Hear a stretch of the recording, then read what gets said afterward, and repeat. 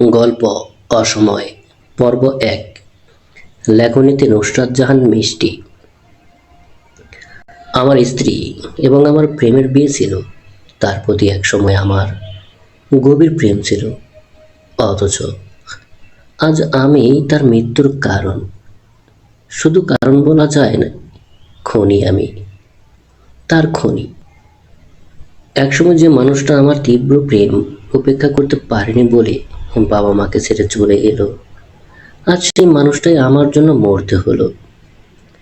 গতকাল রাতে যে শরীরে আঘাত করতে করতে আমি দুবার ভাবিনি, আজ সেই শরীরটায় হাত ছোঁয়াতে ভয় হচ্ছে, খুব ভয়।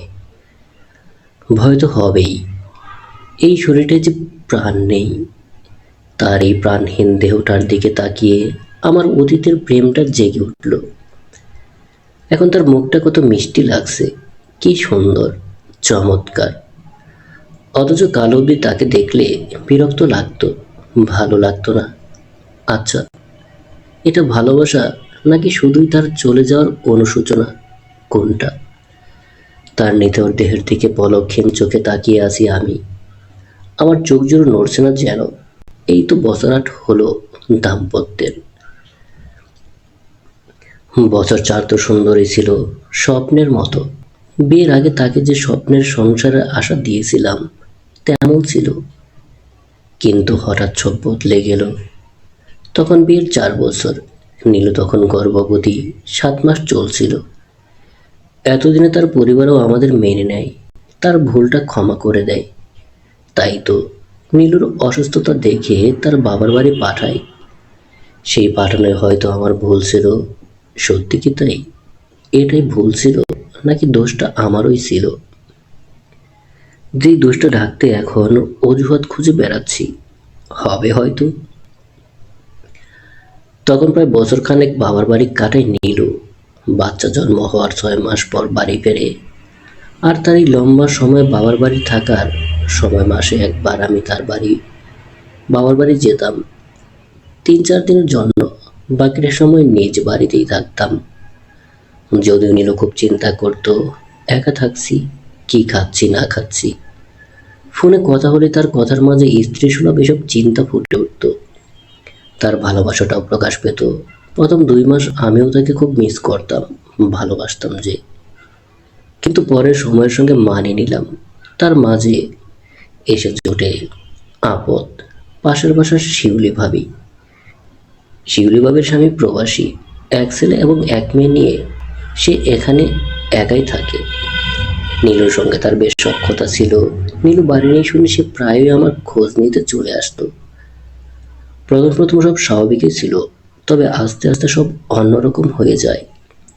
শিউলি ভাবির অসাবধানতায় শাড়ির আঁচল পড়ে যাওয়া, কখনো বা পেটের অংশ বের হয়ে আসা, এসব আমার চোখে পড়তে থাকে।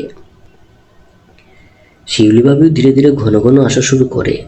আমার জন্য কখনো কখনো রান্না করে নিয়ে আসে, কখনো বা আমাদের ঘরে বসেই আমার রান্নাটা করে দিয়ে যায়। তখন ঘন্টা ২-৩ থাকা হয় একসাথে। প্রথম দিকে ভাবি কি ভাববে সেটা ভেবে তার সঙ্গে গল্প করতে চলে আসতাম। তবে পরবর্তী এই গল্প করতে করতে ভালো লেগে যায়। যেই ভালো লাগা ধীরে ধীরে কামনায় বদলে যায়।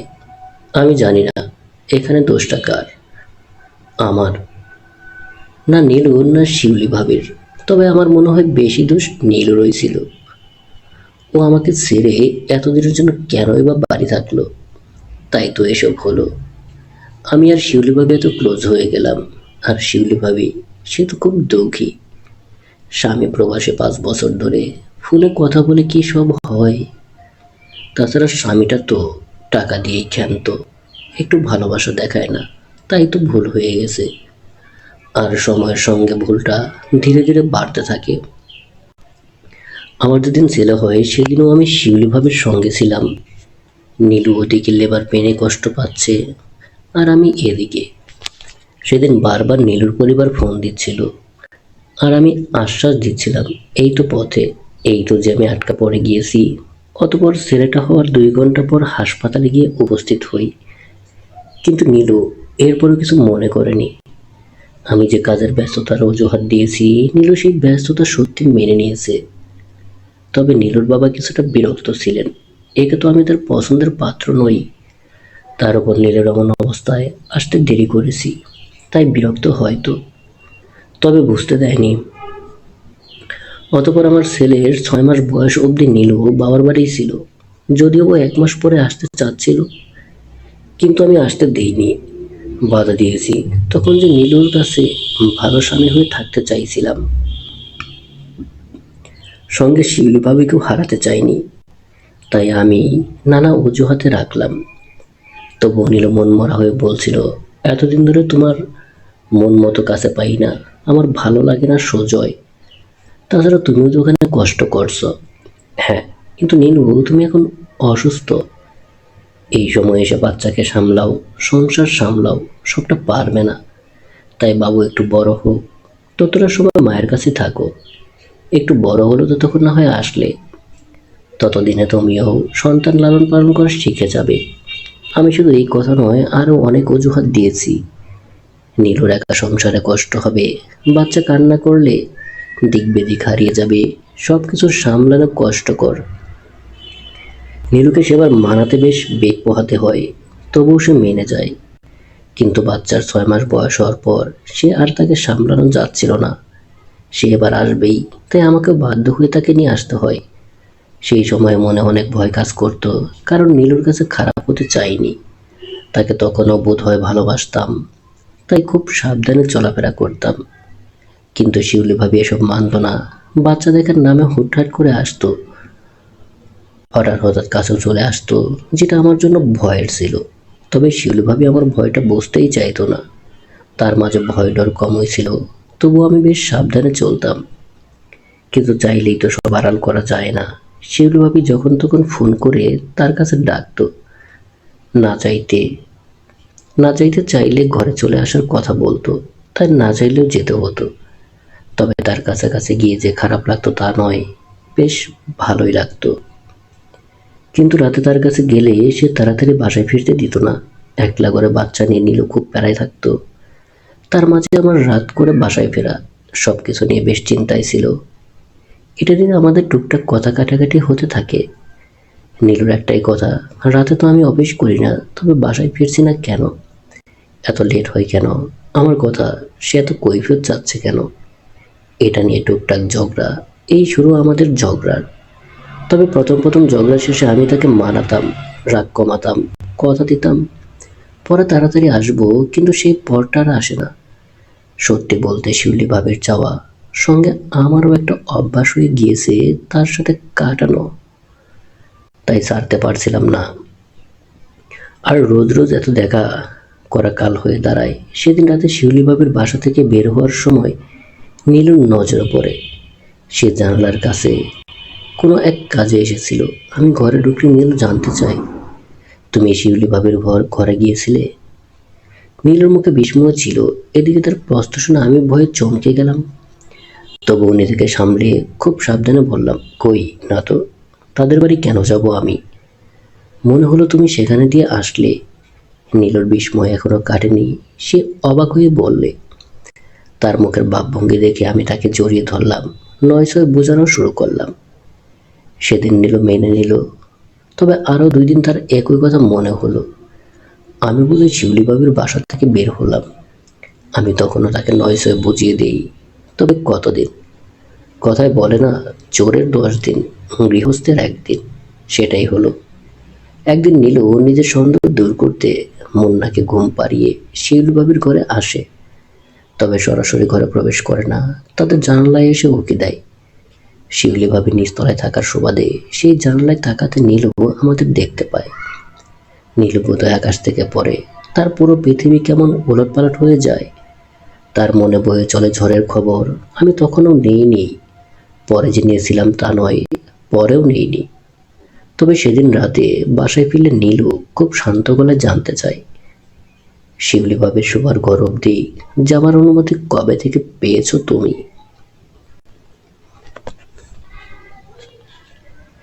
নীলু খুব শান্ত গলায় জানতে চায়, শিউলি ভাবির শোবার ঘর অবধি যাবার অনুমতি কবে থেকে পেয়েছো তুমি? সেদিন নয় ছয় বোঝাতে পারলাম না, আমার কণ্ঠ দিয়ে কোনো কথাই বের হলো না। নীলু শান্ত চোখ, তার কণ্ঠে গভীর কিছু ছিল যা আমাকে বাধা দিল মিথ্যা বলতে। সত্যি বলতে সেদিন আমি স্পষ্ট বুঝে গেলাম নীলুকে আর মিথ্যা বলা সম্ভব নয়। সে সত্য জেনে গিয়েছে, তাই মিথ্যা বলা সম্ভব নয়। তবু ভয়ে ভয়ে বললাম, ভুল ভাবছো তুমি, ভুল নয়। নীলু খুব শান্ত গলায় বলে, অতঃপর আমার দিকে তাকায়, তার চোখ দুটো ছলছল। এই বুঝি কান্না করে দেবে, তবে কাঁদে না। সে খুব শান্ত গলায় বলে, বাবু হওয়ার আগে তোমার কত এক্সাইটমেন্ট ছিল, কত স্বপ্ন ছিল, অথচ তার জন্মের পর তোমার মধ্যে আমি কিছুই পাচ্ছিলাম না। বাবা হিসাবে সন্তানের প্রতি যে একটা ভালোবাসা থাকে, তোমার মধ্যে সেই ভালোবাসাটা ছিল না সুজয়। শুধু তাই নয়, তোমার আমার প্রতি কেমন অনীহা দেখা দিচ্ছিল। ধীরে ধীরে কেমন যেন দূরে সরিয়ে নিচ্ছিলে আমায়।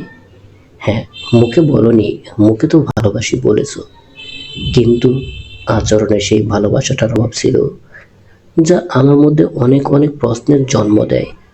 যে প্রশ্নের জবাব খুঁজতে গিয়ে আজ আমি শেষ হয়ে গেলাম সুজয়, পুরোপুরি নিঃস্ব হয়ে গেলাম। নীলু আমাকে তার হৃদয়ে কষ্ট, তার ভালোবাসার বেইমানি মানতে না পারার যন্ত্রণা ব্যাখ্যা করছিল। সে আমার জন্য কতটা আঘাত পেয়েছে, কত গভীর ক্ষত জন্ম নিয়েছে তার মধ্যে, সেসব বলছিল। কিন্তু আমি সেসব শুনলাম না। আমার মধ্যে তো তখন অন্য ভয় ছিল। নীলু সব জেনে গিয়েছে, এবার কি আমাকে নীলু বা শিউলি ভাবি একজনকে বেছে নিতে হবে? কিন্তু আমি একজনকে বাঁচতে পারছিলাম না। আমি জানি না তখন আমার মধ্যে কি হচ্ছিল, আমার মধ্যে মানুষের বৈশিষ্ট্য ছিল কিনা। তবে হ্যাঁ, আমি নীলুর কষ্ট অনুভব করতে পারিনি। শুধু এটার মাথায় চলছিল, আমার নীলুকে দরকার। তাই তখনই তার হাত ধরে বললাম, নীলু সরি, ভুল হয়ে গিয়েছে, অজান্তে হয়ে গিয়েছে ভুলটা, এটা ভুল করে হয়ে গিয়েছে। আমার এই কথা শুনে নীলু খুব রেগে যায়, খুব কড়া গলায় বলে, ভুল? এটা ভুল? তুমি আমার বিশ্বাস, আমার ভালোবাসা সব ভেঙে দিয়েছো, আর এখন বলছো এটা ভুল? এটা আদৌ ভুল বলো? নীলু এবার হু হু করে কেঁদে দেয়। তার কান্না মনে আঘাত করছিল কিনা জানি না, তবে তাকে হারাতে চাইনি, তাই তাকে জড়িয়ে ধরে মাপ চাচ্ছিলাম। একবার নয়, বহুবার।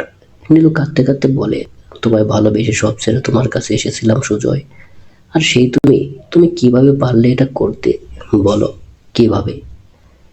নীলু সেদিন রাতে খুব কান্না করলো। বিছানায় শোয়া মুন্নাও জেগে গিয়ে কান্নাকাটি করছিল, তবে নীলু তাকে ছুঁয়েও দেখলো না। নীলুকে দেখে মনে হচ্ছে তার এই দুনিয়ার প্রতি এখন আর কোনো আগ্রহ নাই। আর আমি, তার দুঃখ আমি আদৌ বুঝেছি না হয়তো। আমার তো শুধু তাকে দরকার, তাই তো তার পায়ের কাছে পড়েছিলাম, ক্ষমা চেয়েছি। সেবার টানা দুদিন তার হাত পায়ে ধরে পড়ার পর সে ক্ষমা করে, বিনিময়ে শর্ত দেয়, কখনো শিউলিবাবুর সঙ্গে দেখা করা যাবে না, কথা বলা যাবে না। শুধু তাই নয়, আমাদের এখান থেকে বাসা বদলাতে হবে। আমি তার সব শর্ত মেনে নিই। সত্যি তখন শিউলিবাবুর সঙ্গে যোগাযোগ বন্ধ করে দিই, কিন্তু আমি তখন ভালো ছিলাম না। তার সংস্পর্শে আমি যে সুখটা পেতাম, সেটা হারিয়ে আমি শেষ হয়ে যাচ্ছিলাম। তবু নীলের জন্য মেনে নেই। ওদিকে শিউলিবাবু আমাকে হারিয়ে পাগল হয়ে যায়। আমাদের বাড়ি আসে, কিন্তু নীলের দরজা খোলে না, তাকে ঘরে প্রবেশ করতে দেয় না, আর আমাকে বাসা পাল্টানোর জন্য চাপ দেয়। সপ্তাহখানেকের মধ্যে বাধ্য হয়ে নীলুর জন্য বাসা বদলাতে হয়। তবে এই খবর শিউলিভাবে পেয়ে সে পাগল হয়ে যায়, আমাকে ফোন দিয়ে প্রচুর কান্নাকাটি করে। সে আমাকে ভীষণ ভালোবাসে, আমিও তাকে চাই, তবে নীলুকে হারিয়ে নয়। তাই বাসাটা বদলাই ফেললাম।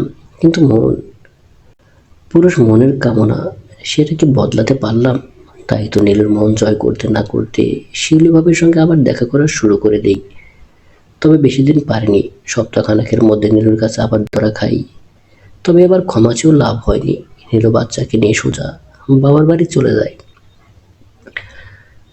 আমার কোনো কথাই শোনেনি। নীলু চলে যাওয়ার পর কয়েকবার ফোন করে যোগাযোগ করি, কিন্তু পারিনি, ব্যর্থ হই। 3 দিনের মাথায় তাকে নিয়ে আসতে যাই, তবে নীলু আসেনি। তখন রাগ করে মাসখানেক ছিল নীলু বাবার বাড়ি। আমি মাত্র 7 দিন তার সঙ্গে যোগাযোগ করার চেষ্টা করি, তাকে ফেরানোর। তবে সে না আগানোতে আর চেষ্টা করি না, বাদ দিয়ে দিই। কারণ তখন যে আমার জন্য শিউলি ভাবি ছিল। হ্যাঁ, নীলুর জন্য সাময়িক কষ্ট হয়েছে, তবে সেটা গাঢ় ছিল না, আর না স্থায়ী হয়েছে সেই কষ্ট। তাই তো খুব সহজেই তার চিন্তা বাদ দিয়ে শিউলি ভাবিতে মজে যাই। সত্যি বলতে পাপ এমন এক জিনিস যেটা একবার করার পর বারবার করতে মন চায়, আর বারবার করার পর মনের মধ্যে থাকা পাপবোধ সংকোচ সব কেটে যায়। তখন সেটা শুধু মনকে আনন্দই দেয়। আমার ক্ষেত্রে তাই হয়েছে। নীলু আমার ভালোবাসা ছিল, তবে সেই ভালোবাসা তো নিষিদ্ধ কাম ছিল না, তাই তো সেটা আমার জোরালোভাবে আটকাতে পারেনি। তবে নীলু আমাকে ছেড়ে বেশি দিন থাকতে পারেনি। মাসখানেকের মধ্যে সে আমার সংসারে ফিরে আসে। সে যে কত কষ্ট দুঃখ পেয়ে এই ঘর করতে এসেছে তা আমি জানতাম না, কখনো জানার চেষ্টা করিনি। আমি তো খুশি ছিলাম, আমি মাফ না চাইতেই চলে এসেছে।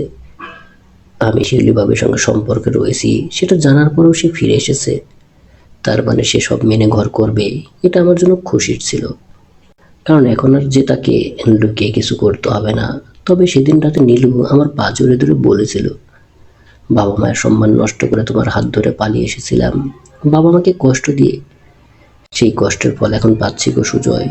তবুও দয়া চাচ্ছি তোমার কাছে, একটু দয়া করো প্লিজ। ওই পাপ থেকে বেরিয়ে আসো, আমার জন্য না হোক আমাদের সন্তানের জন্য ফিরে আসো। সন্তান? হ্যাঁ, আমাদের একটা সন্তান আছে, কিন্তু তার প্রতি বাবা হিসেবে আমার যে একটা টান থাকার কথা সেটা আমি কখনো অনুভব করিনি, করার সময় তো পাইনি। আমি তো অন্য দুনিয়ায় ব্যস্ত, তাই বাবা নামক সত্তাটা কখনো জাগেনি। তাই নীলুর কথায় গুরুত্ব দিলাম না। তবে এটা বুঝেছি নীলু তার বাবা মায়ের ঘর থেকে কষ্ট পেয়ে এখানে এসেছে। হয়তো তারা মেয়ের পাশে ডিভোর্স উপাধি চায়নি, এটা তাদের সম্মান আরও নষ্ট করবে তাই ভাবনা। তাছাড়া এই বিয়ে তো তাদের ইচ্ছাই নয়, নীলুর ইচ্ছেই হয়েছে। তাই এই স্বামী খারাপ হলে তাদের কি দোষ? তো নীলুর। হয়তো এমন কিছু খারাপ কথা শুনিয়েই নীলুকে ঘরছাড়া করেছে, বুঝতে পারছি আমি। তবে এসব বোঝার পরেও নীলুর প্রতি সহানুভূতি নয়, বরং আমার তিরস্কার ভেসে আসে। তাই তো খুব কড়া গলায় বললাম, গেলি তো বাপের বাড়ি, তো বাপ রাখলো না 1 মাসের বেশি। আর কে রাখবে? বিয়ের পর মেয়ের স্বামীর ঘরই সব। তাই এখন থেকে আমি যা বলবো তাই মেনে চলবি, আমাকে কোনো কাজে বাধা দিবি না, তোর সমস্ত ভরণ পোষণ পেয়ে যাবি। আমার মুখ দিয়ে বের হওয়া এই কথাগুলো নীলুর জন্য কত ভারী ছিল তা আমি জানতাম না, ইচ্ছে করেও জানতে চাইনি। কারণ তখন আমি নীলুর কষ্ট দেখতেই চাইনি।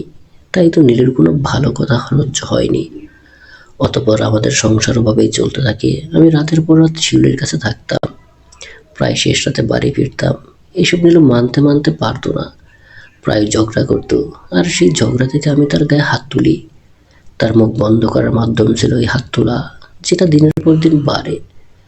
কারণ ততদিনে আমার পুরুষ মন জেনে গিয়েছে নীলুর যাওয়ার জায়গা নাই, তার বাবার ঘরে তার জায়গা হবে না, তারা ডিভোর্সি মেয়ে ঘরে তুলবে না। তাই বাধ্য হয়ে নীলুকে আমার সঙ্গে থাকতে হবে। তাই তো নীলুর উপর অঘোষিতভাবে হাত তোলার লাইসেন্স পেয়ে যাই, তুলতেও থাকি। তবে হ্যাঁ, মাঝে মাঝে তার কাছে আসতাম, তার সঙ্গে ঘনিষ্ঠ হতাম, কিন্তু নীলু সেভাবে সাড়া দিত না, তাই মজা পেতাম না। তাই তো মিলন শেষে তাকে থাপ্পড় মেরে কড়া ভাষায় বুঝিয়ে দিতাম তার এবং শিউলির পার্থক্য। সে কথার জবাবে অবশ্য নীলু বলতো, তোমার জন্য এখন শুধু আমার মনে ঘৃণাই আছে সুজয়। আর যাকে ঘৃণা করা যায় মিলিত হতে সাহায্য করা যায় না, আর পারস্পরিক ইচ্ছা না থাকলে তো তৃপ্তি পাওয়া যায় না। এটা তুমি বুঝবে না। যে কথা বলার পর অবশ্যই নীলু চড় থাপ্পড় খেত খুব। এভাবেই চলছিল আমাদের সংসার। আমাদের ছোট্ট সন্তান বাবা মায়ের এই কলহ থেকে বড় হচ্ছিল। তবে একদিন আমি সব সীমা অতিক্রম করে ফেললাম। সেদিন মাত্রাটা ছাড়িয়েই হেললাম, একটু বেশিই হয়ে যায়, হবে না কেন? নীলু কাজটাই করলো এমন। নীলু চলবে। প্রিয় দর্শক, গল্পটা কেমন লাগলো তা অবশ্যই কমেন্ট করে জানাবেন। ধন্যবাদ সকলকে।